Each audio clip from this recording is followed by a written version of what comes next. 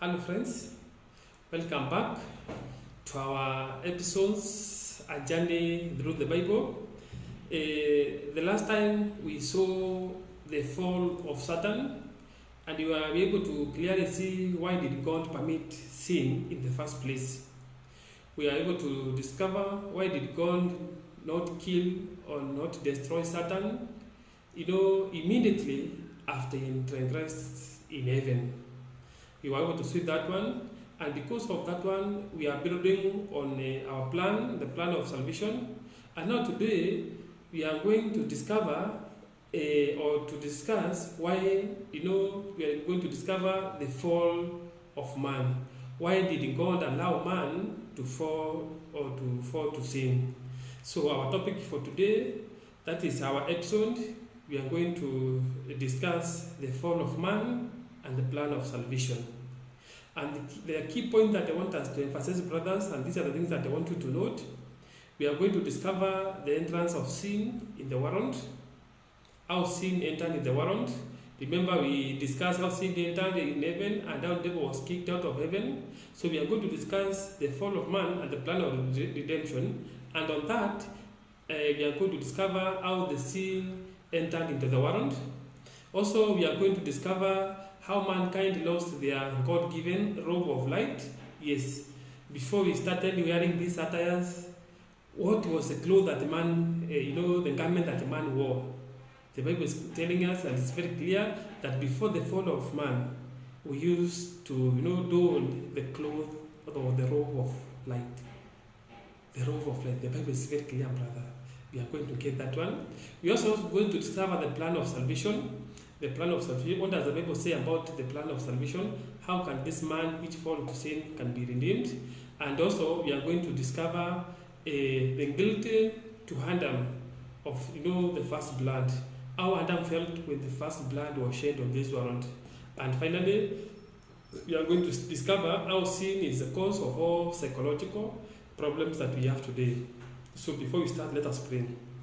Father, in Jesus' name, we come before you this moment, Lord, King of glory, for yet again giving us time, Father, to discuss, Lord, so much the topic which is very important to human history, King of glory.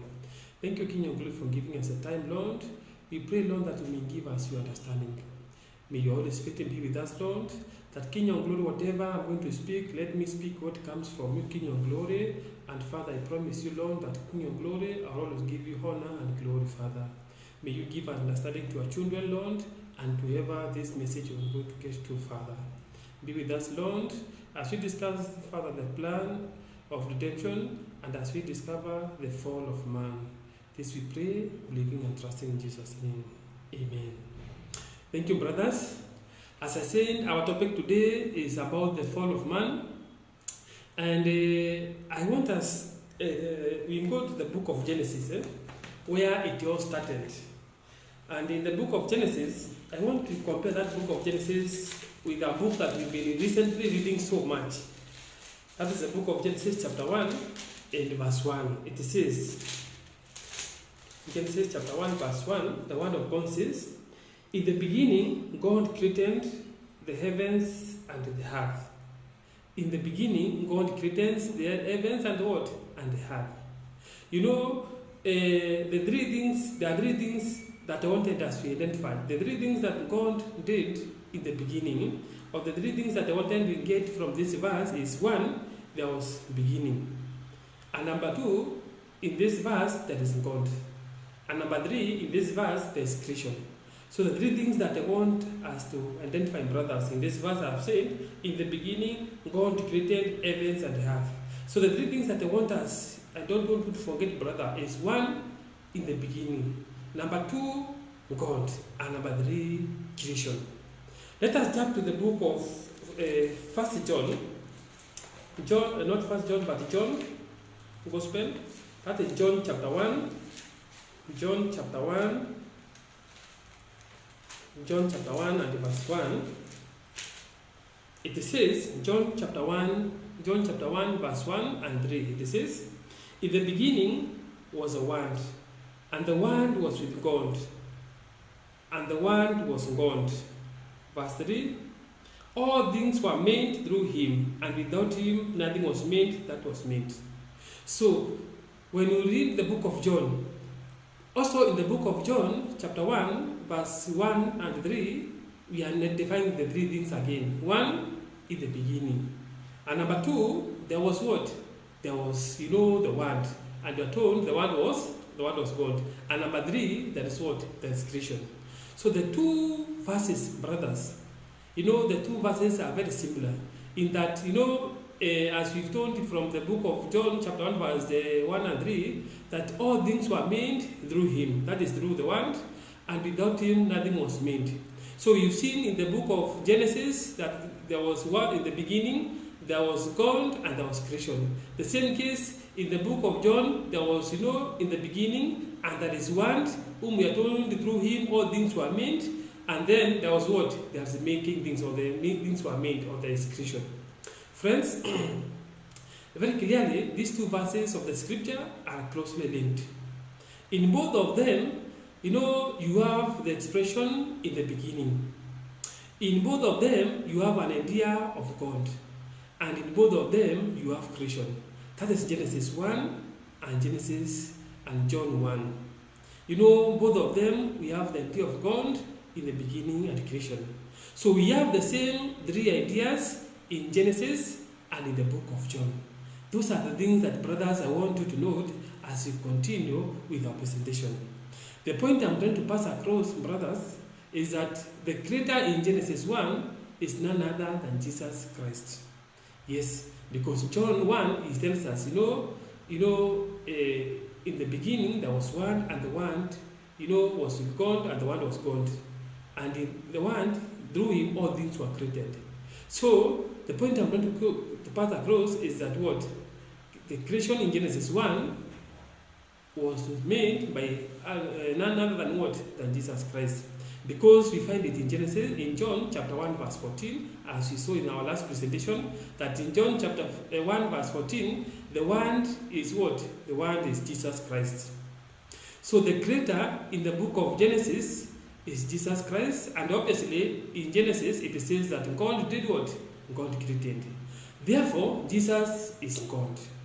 We are seeing that even though Jesus is the creator of the world, he did not rule the world directly.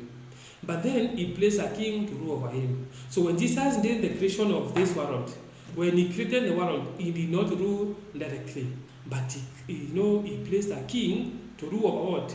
To rule over this planet Earth. God placed here a king and a queen, if you may say. So I want you to notice this in the book of Genesis. I want you to notice Genesis chapter 1. Genesis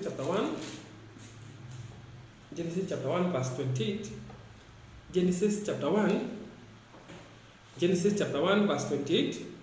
The word of God says, "Then God blessed them, and God said to them, Be fruitful and multiply, fill the earth and subdue it. Have dominion over the fish, over the sea, over the birds of the air, and over every living thing that moves on the earth. Have dominion." So, in Genesis chapter 1 verse 28, we are seeing that, God, after creating Adam and Eve, he gave them the what? The power to have dominion and to do what? To reign. In other words, he told them, have dominion, which means you are going to rule, you are going to govern, and you are going to reign over what? Over planet Earth. So, and as you know, every king has a territory, or has to have a territory over which to govern. Now, what was the territory of Adam, if I may ask? The territory of Adam was what? Was planet Earth. We have two principles in this verse. Adam was king, and their territory of dominion was planet Earth. However, if we go to Genesis chapter 2 verse 17, we discover God laying down a condition for them to continue their rule and for them to continue to enjoy, the earth as their territory of dominion. So when God created the two of them, that's Adam and Eve, he told them, have dominion on what? On this planet Earth. In other words, he made them king and queen on planet Earth. But then we are told, he gave them a condition to do what? He gave them a condition to know to continue their dominion or to continue their reign. So at the end, as we read from the book of Genesis chapter 2 verse 17, so that we can hear what condition did God give to Adam and Eve for them to continue doing what? Reigning on planet Earth. 2:17, the word of God says, "But of the tree of the knowledge of good and evil you shall not eat, for in the day that you eat of it, you shall surely die." So, God gave Adam and Eve a condition to continue their role of this planet Earth. God put a test in the garden. You see, friends, Adam and Eve did not ask God to create them. They did not ask God to create them. God just created them. So they were created, and now they had to choose to be loyal to God. God was not to force them. You know, God was not to tell them, because I've created you now, you are going to worship me. No. God then to give them a test, which now if they pass that test, they will now maybe continue to rule now on the whole, move from heaven to the entire world. So God and to give them a test so that they could choose either to be loyal to God. It wasn't enough to just create them and automatically, they would serve God. It was not automatic for them to serve God.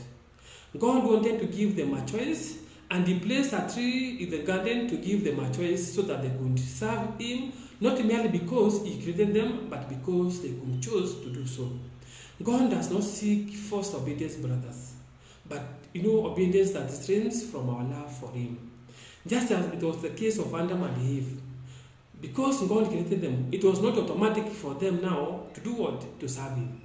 And that's why God gave them a test. And He told them, for you not to continue this dominion on earth, I placed a tree of knowledge of good and what? Tree of knowledge of good and evil. You shall not eat, for in the day you shall eat of it, you shall surely die. God commanded the man, saying, you shall not eat of the tree of knowledge of good and evil. God placed this condition in the Garden of Eden, and He said to Adam and Eve, if you want to continue reigning over the earth, if you want to continue enjoying the territory of your dominion, you must abstain from eating the fruits of this tree. You must make this choice. You must make a choice. I'm not going to force you. I created you, yes, to serve me, but I'm giving you the choice, and this tree will give you that opportunity to choose. That's a loving master. It does not take any, joy in forced obedience. He always gives us a choice to serve Him, a choice to worship Him. Brothers, I want to pause for a moment and notice the condition that Adam and Eve were when they were created. Notice Genesis chapter 2, verse 25. This is the condition that Adam and Eve were when they were created. That is Genesis chapter 2, verse 25. It says, and they were both naked, the man and his wife, and were not ashamed. And they were naked, and they were not what? Ashamed. In Genesis chapter 2, 25, as our friend brothers, Adam and Eve were totally naked and were not ashamed. However, we need to understand that they were naked in respect to human garments. They had no man-made garment, so to speak, but they were robed. They were robed with garments of light. Some will ask, how do we know that? How do we know, they were robed with garment of what? Of light. Well, we have several references in the scripture which indicate this. By the way, did you know that garments which are spoken of as being garment of white in scripture are actually garments of light? Yes. God also is garment which in the scripture told garment of light. If you read it keenly, the garment of what? The garment of light. And I want us to notice in the book of Psalms chapter 104, verse 1 and 2. Psalms chapter 104, verse 1 and 2.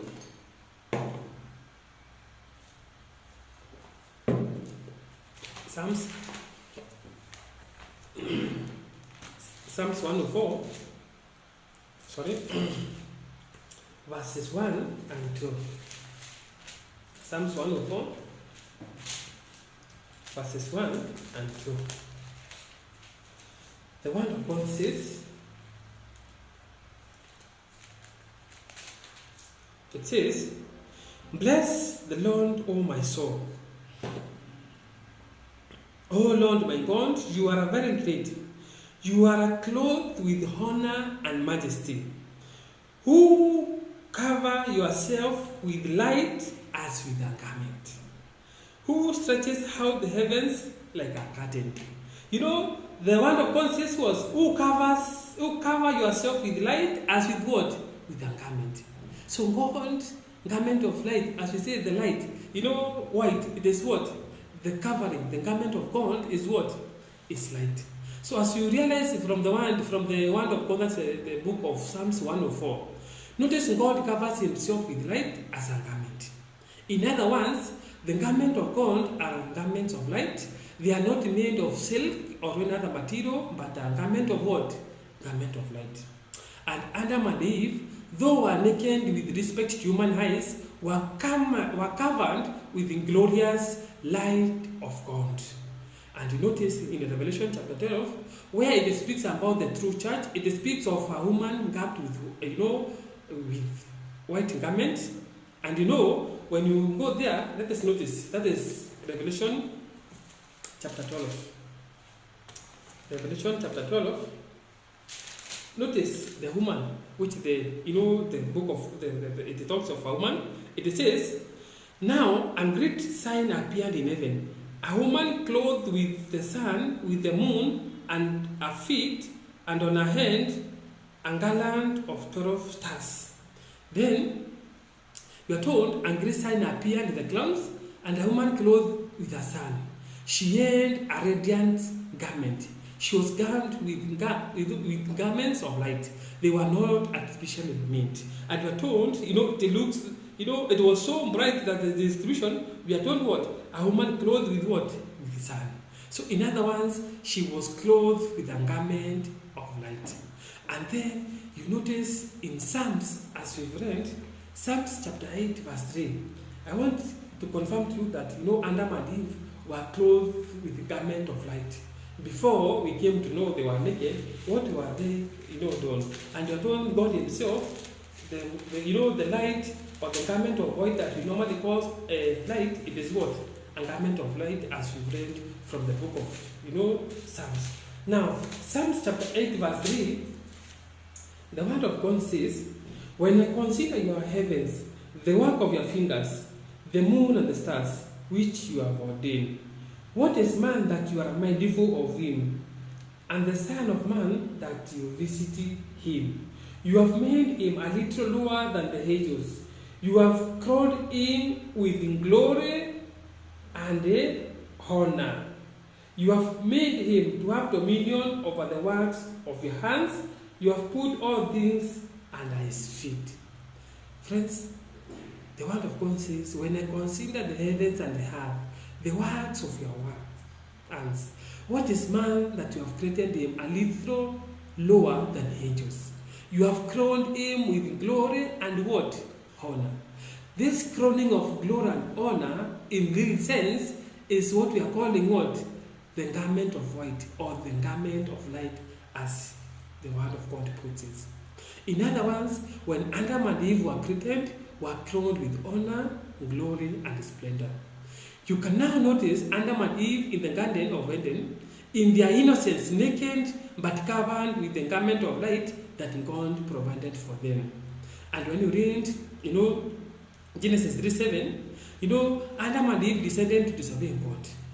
They descended to exercise their freedom of choice to, to eat from the tree rather than obeying God. Folks, I want you to notice what was the first result of their sin.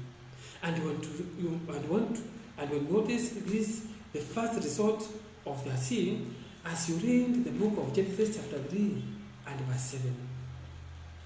This is what we are told in the book of Genesis chapter 3 and verse 7. We are told, "Then the eyes of both of them were opened, and they knew that they were naked, and they sewed for themselves together And they sewed fig trees together and made themselves covering. You know, when Adam and Eve descended to exercise their freedom of choice and ate of the tree of knowledge of good and evil, we are told, friends, their eyes were opened. And when their eyes were opened, they knew they were naked. What happened to the glorious loaf of light which they had on? The glorious loaf of light, it disappeared. It left them. That is why Romans chapter 3, it says that all have sinned and have come short of the glory of God. So the glory of God is a loaf of light which Adam and Eve did what? Which Adam and Eve done. And because all of us have sinned and fallen short of the glory of God, you know, because when they sin, the glorious robe of God left, and now suddenly saw themselves naked. Friends, the solution to their nakedness was making for themselves fig leaves. What is very interesting is that even though they covered themselves with the artificial garment, they still felt naked, which clearly indicates that the original garment that they had were not artificial garments, but garments of light. Notice in Genesis chapter 3 and verse 10. It says, that is Genesis chapter 3 verse 10, it says they felt naked even after covering themselves with the fig leaves. They still felt naked, which clearly indicates that the nakedness that, you know, we are talking about, the nakedness was not nakedness of body. It was nakedness of soul. The guilty before God. Because the garment of light represented innocence, it represented righteousness, it represented holiness. They were now sinful and no longer righteous and no longer innocent. So the garment of life, the white garment we are describing of, we are discussing is the garment of righteousness. God is righteous. And our first parents, before the fall, before they transgressed, before they ate of the tree of knowledge and, you know, good and evil, then their garment was garment of righteousness. They robed the garment of light. Folks, Adam's fear before God in verse 10, as you've seen, indicates that even if he had covered himself with fig leaves, and yet, even though he was covered, he still felt nakedness, because he no longer had the glorious robe of light. The artificial garment could not cover the nakedness of their soul and the nakedness of their sin. Notice in Genesis 3 and verse 8. Genesis 3 verse 8 and 12, this is what the word of God says.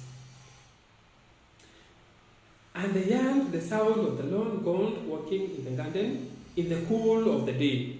And Adam and his wife hid themselves from the presence of the Lord God among the trees of the garden. Then the Lord God called to Adam and said to him, "Where are you?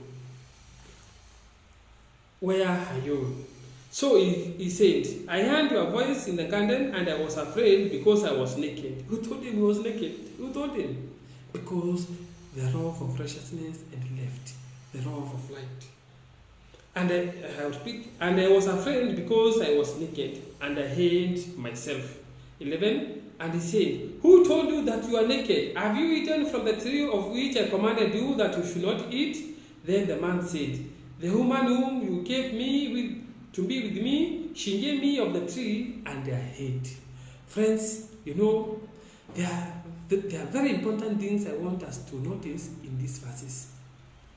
You know, psychologists and psychiatrists today don't treat the root cause of the problem of their patients.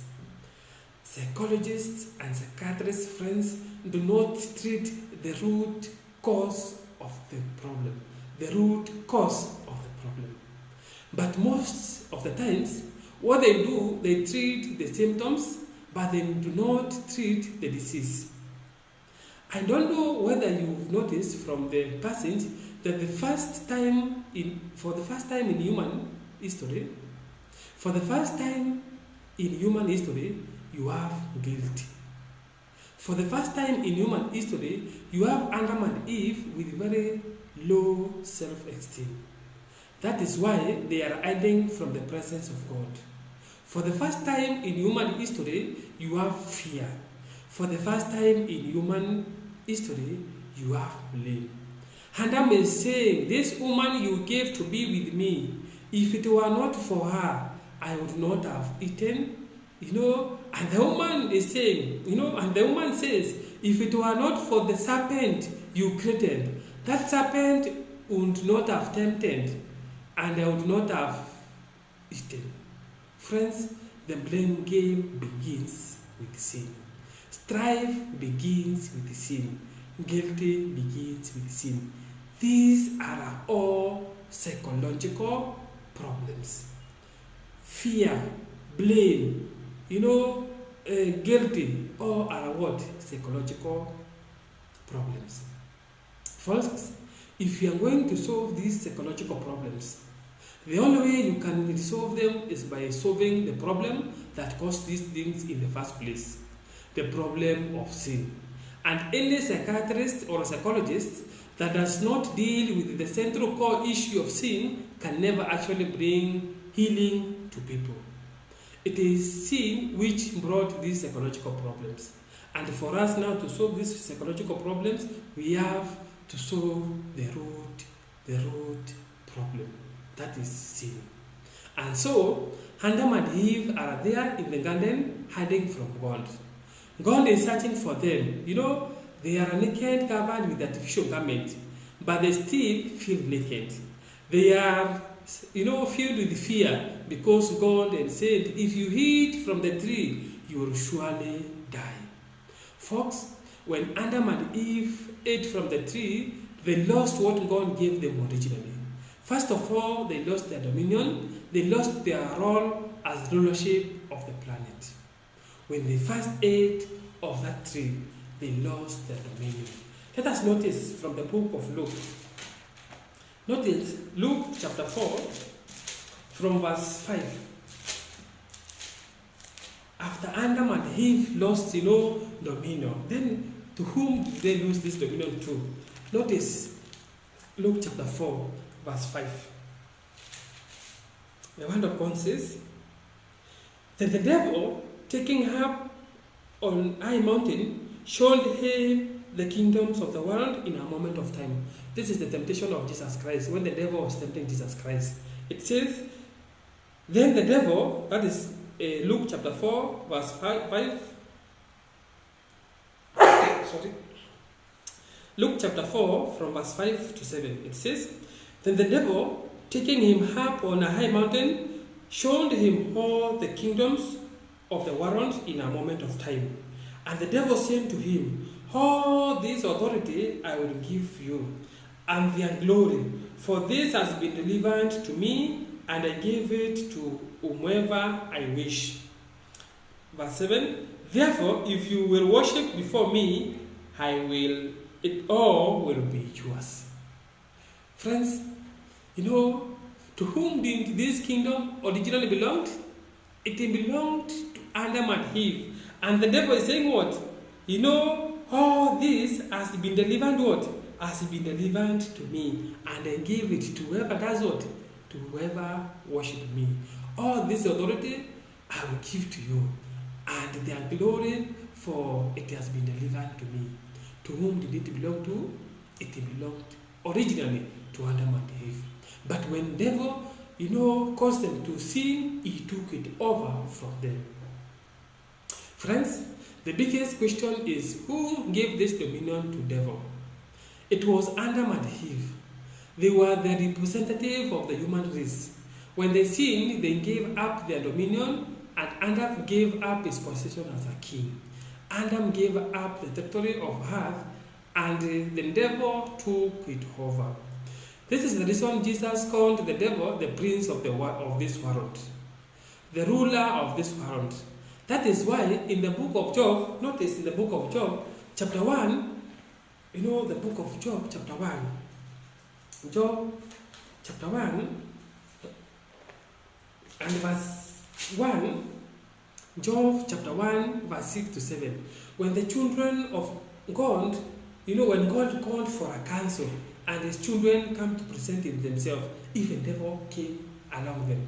You know, these children of God, they are the rulers of other worlds which have not fallen to sin like our planet have. So a council was called in heaven as it is usually called. And now, notice, the devil comes along with what? Comes along with them. Why did the devil went along with them? It's because he was the representative of what? The planet Earth. It says, notice John chapter 1, verse 6 and 7, it says, now there was a day when the sons of God came to present themselves before the Lord. And Satan came among them. And the Lord said to Satan, from where do you come? So Satan answered the Lord and said, from going to and fro on the earth and from walking back and forth on it. Friends, you know, the devil is saying, I'm from patrolling my what? My kingdom. And this heavenly council, which was called by God, which was convened by God, at the end, all the representatives of different realms of, the universe as they came to present themselves. So the devil accompanied them. And God who comes, and on these sons who comes to God, comes from different places of the universe to present themselves before God. And as the Bible tells us, Satan was among them. And you see, God is asking the devil, where are you coming from? It doesn't mean that God did not know. No, God knew, of course.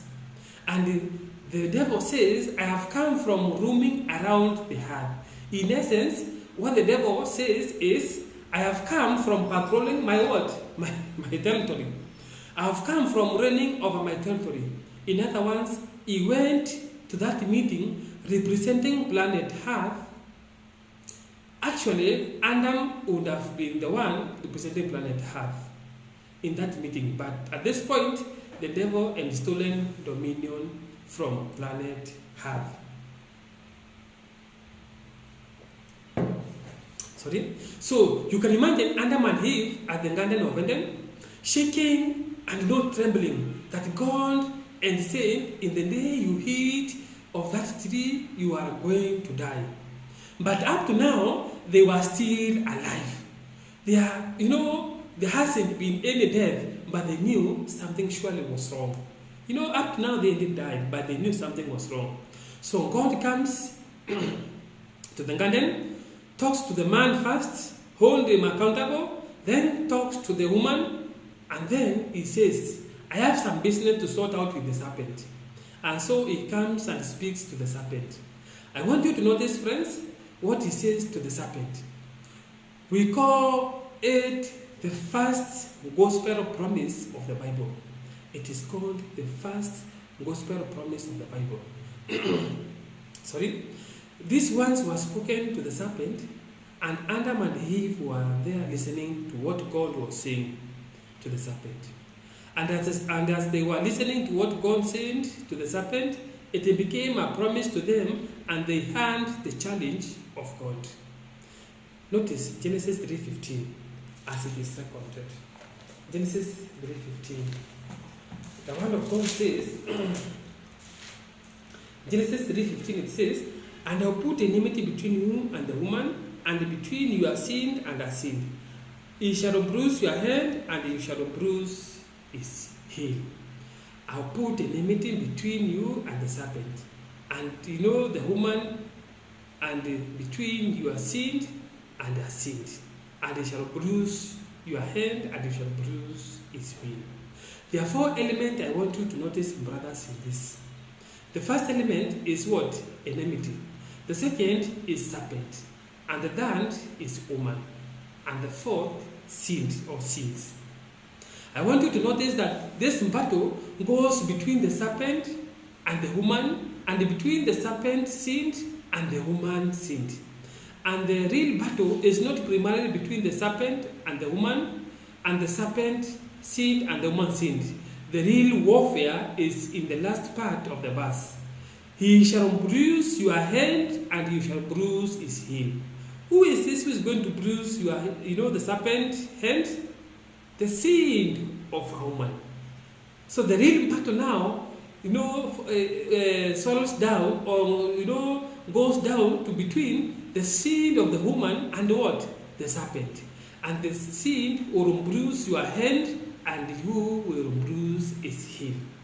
This is what God is saying in essence, friends. As a result of sin, there is going to be enmity, and that enmity is going to be between the serpent and the woman, and between the seed of the serpent and the seed of the woman. And the true warfare is that the seed of the woman will bruise the head of the serpent. The true picture, to understand the picture here, friends, God is saying to Satan, God is telling the Satan that, the woman, or the seed of the woman, is going to bruise what? The seed of the woman is going to bruise your hand.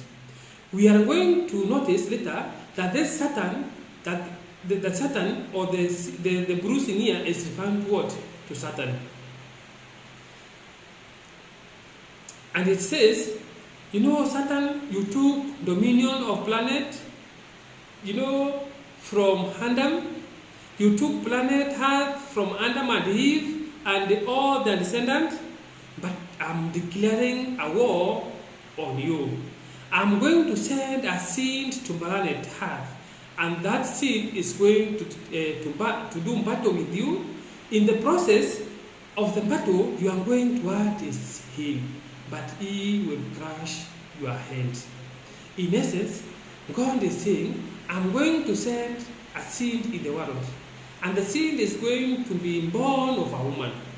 He is going to, take the place of Adam, and is going to be the second Adam, and is going to do battle with you on the same battleground as Adam did before. In the process, the battle, you're gonna hurt him, you're gonna beat his heel, but it's going to be a very expensive beat, because after you beat his heel, his foot is going to come down upon your head, and is going to crush you, and is going to return to Adam and Eve and his descendant that which you took from them, that which they lost. Folks, if this is not good news, I don't know what the good news is. Because, the battle between, the serpent and the seed. The serpent is going to, to beat his heel. But then the seed will raise his foot and crush the serpent end. And once the serpent end is crushed, what happens? Of course, the serpent dies. I can imagine Adam and Eve saying at last, there is a glimmer of hope. God is going to send someone to rescue us. He is going to send a man born of a woman, and is going to do battle with this enemy, and is going to recover that which we lost. Question number one, friends, that I want to ask you today. The question is, who is the serpent? Because it's very important for us to understand that, the declaration, the first gospel truth which was declared by God there, between the seed of the woman and the serpent, we need to understand who this seed was. But before we understand who this seed was, I want us to discuss or to understand who this serpent was. Was it a literal animal? Was it the literal, animal? Notice, it is not an animal. It represents something beyond the literal animal. As you notice in Revelation chapter 12, verse 9, it explains the identity of the serpent. Revelation chapter 9, it is where we are told who this serpent is. Was he a literal animal? Revelation 12:9. It's a very common verse. Revelation 12:9, it says, so the great dragon was cast out, that serpent of old, called the devil and the Satan. Folks, in Genesis, for us to understand Genesis, we must read it in respect to other Bible verses. So the serpent that God is declaring, the enmity that is being declared between the woman sin and the serpent, it is not a literal animal. Revelation tells us is what? It is a serpent of old called what? called the devil the serpent? Why do you think he is called the serpent of old, or that ancient serpent? What is God telling us? Go back to Genesis. If you want to understand the final battle, go back to what? Go back to Genesis. The serpent fox was Satan himself. Either he used the serpent as a medium to speak, or he disguised himself as a serpent. But that is immaterial, because behind the serpent was what? Was Satan. Question number 2. Who is the serpent seed? Yes. By the way, friends, the devil doesn't do anything on this world directly, but he works through human instruments, human beings, to accomplish what he wants. Notice John chapter 8 verse 44. We want to answer the question, who is the serpent what? Who is the serpent seed, or who is the seed of the serpent? Notice John chapter 8.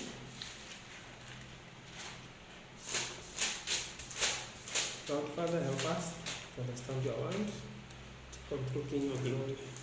In Jesus' name I pray. Amen. John 8:44. John 8:44. The word of God says, "You are of your father the devil, and the desire of your father you want to do. He was a murderer from the beginning, and does not stand in the truth, because there is no truth in him. When he speaks a lie, he speaks from his own resources, for he is a liar and the father of it." Jesus says to these people who wanted to kill him, "You are of your father the devil." Remember, we are not talking of people who originated with the devil, but people who have the characteristics to that of the devil. The devil has got no power to create anyone. So it is me or someone who chooses to be used of what? Use of the devil. Remember the Pharisees, when they wanted to kill Jesus, he told them, I know you are of your devil, because you want to do the deeds of your what? The deeds of your father. The deeds of your father who is devil.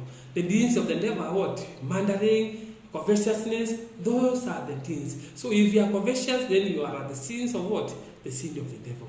And when you notice another verse from the book of 1 John.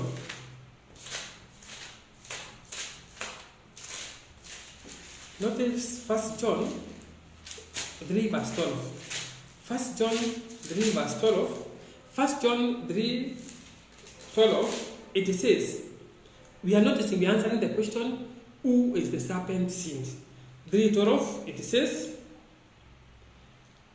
not as Cain, who was of the wicked one and murdered his brother. So Cain was of what? Of the wicked one. In other words, Cain was the seed of what? Was the seed of the serpent. Cain was the seed of the Satan. As we've seen from Revelation, the serpent was what? Satan himself. So it talks about how Cain killed his brother. Cain was of the wicked one. Cain killed his brother Abel because he was of the wicked one. He was the seed of the Satan, for Satan accomplishes his purposes through him. Notice Matthew chapter 13. Matthew chapter 13, another seed of the serpent. Who is the seed of the serpent? Matthew 13 and verse 38. It says, "The field is the world. The good seeds are the sons of the kingdom, but the tares are the sons of the wicked." So, the wicked ones, the sins, the wicked people are the sins of what? Are the sins of the devil. Because the seed of Satan are what? The seed of Satan are his followers. Jesus refers to the tares as the sons of the wicked one. Folks, so far we've discovered, the fall of man. How the devil, led Adam and Eve to disobey God and eat of what? The fruit of true and, the tree of knowledge of good and evil. And after then, we are told now, a war is declared by God himself. And he tells the devil, because you have made man to do this, out of woman a sin is going to come, and this seed is going to crush your hand. And now, folks, we have seen the serpent, who the serpent was. The serpent from Revelation, we are told, it was not a literal animal. But as we be told from Revelation 12 verse 9, the serpent was never what? Devil himself. Either he disguised himself or he converted himself to be like a serpent, but that is immaterial. What we know is that the serpent was what? The serpent was a serpent, as the Bible has told us. Then we are told that all the wicked people, the serpent or the devil does not accomplish his mission by himself, but he uses wicked what? He uses wicked people to accomplish his what?